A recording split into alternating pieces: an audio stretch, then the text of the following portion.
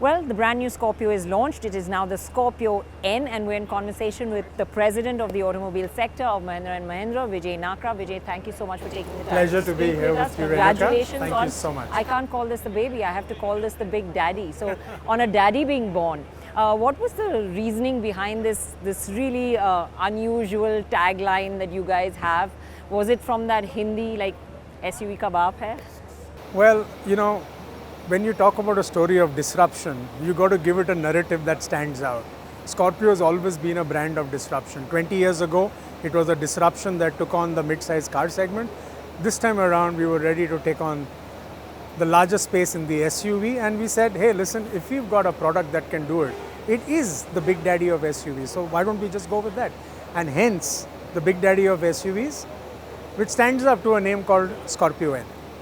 Okay, and you said N is now for next level and for all new. So everything on this product is all new.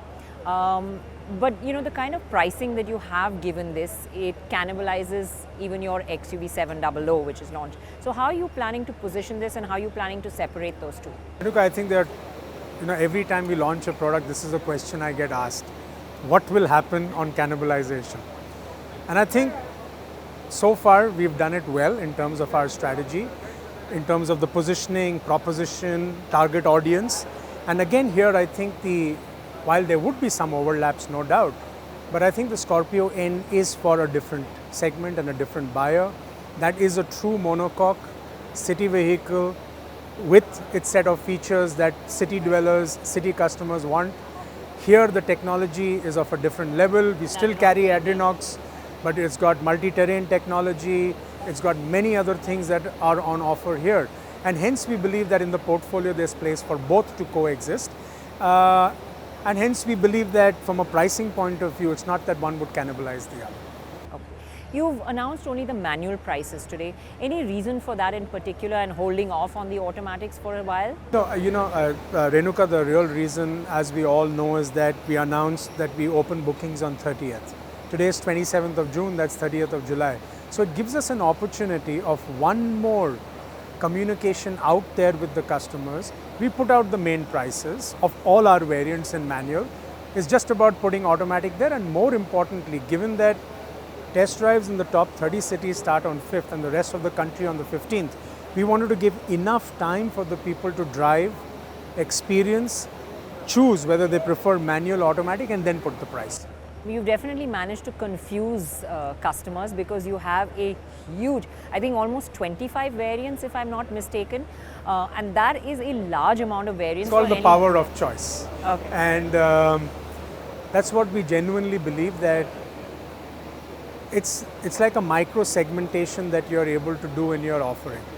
There's absolutely no doubt, Renuka, that it comes with its sets of challenges on supply chain, inventory management. But that's why if you see, what we've done is we've added an add to cart feature as a part of the test drive process and the booking process. So when people add to cart, we're able to see where are the pivots going, or where are the hot spots in terms of preferred variants. So then that allows us to make them runners, to make sure that they are constantly available.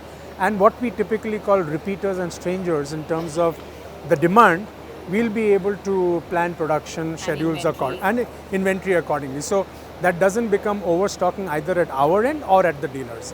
Now you said these prices are for the first 25,000 vehicles. So what kind of split have you seen or predicted for this first 25,000 vehicles? Very tricky one. Because XUV 700, I think you had a very wide range, and most of it was concentrated at the top end. So is that what you're expecting here as well? My guess is yes. It's up for takes, but let's see. These days, all customers want what I've always been saying, not a unique selling proposition, but every selling proposition. They want a fully loaded house. But again, there, Renuka, while of course I still do believe that the Z8L and Z8 will typically see about 70%, 80% of the booking. But if you see the varianting, the Z6 is a very compelling proposition too. It's got Adrenox, it's got the the sunroof, so it has everything. Of course, there are multiple other technology-led features which are there in the top-end variant, but my belief is 70% would still be skewed towards the top end. Towards the top end. And Four-wheel drive. You're offering it both in manual and in automatic in the diesel variants this time around. So that's another big split over there again, one more. And four-wheel drive, will you look at it on order basis depending, or are you going to stock them and are they going to be freely available? Which is going to lead me into my next question about waiting lists coming soon. Yeah. Sure. So, you know, one of the things we've seen with the evolution of Scorpio as a brand is there are a very strong base of customers who are enthusiasts and they would want their four-wheel drive. So here again, it's up for grabs, let's see, but I still believe that even today for a product like Scorpio, while Thar is a four-wheel drive option that's available for all our customers, at the moment it's only in four-wheel drive. But I think about maybe 7 to 10%, 5 to 7% even of the Scorpio-N would be four-wheel drive. The add to cart feature will again help us to plan in terms of availability of four-wheel drive. But from a supply point of view, it shouldn't be a challenge. It shouldn't be a challenge depending on obviously, you know, the sequencing of the booking and the variant availability from the time of delivery. Semiconductors and how difficult is this going to be for the Scorpio?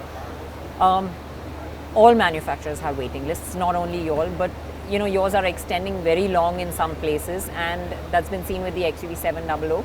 We wish the Scorpio as much demand and success, but how are you going to tackle that, and are you prepared this time around? Yes. As we were planning for the launch of the Scorpio-N, the planning of the launch happened in the pandemic. So unlike 700 Thar where the launches were already planned, and some of these we had to adapt to as we went along in terms of supply chain. This time around, as we get into the launch of the Scorpio-N, we had already planned the inventory planning for launch, and hence we are going out confidently saying that we'll start deliveries in festive season, and we have a plan to be able to put out significantly large, decent numbers at the time of launch. What are the numbers that you're planning for production, and you know, the kind of demand that you expect monthly or for the I think Scorpio? let's wait and watch what that demand is going to be.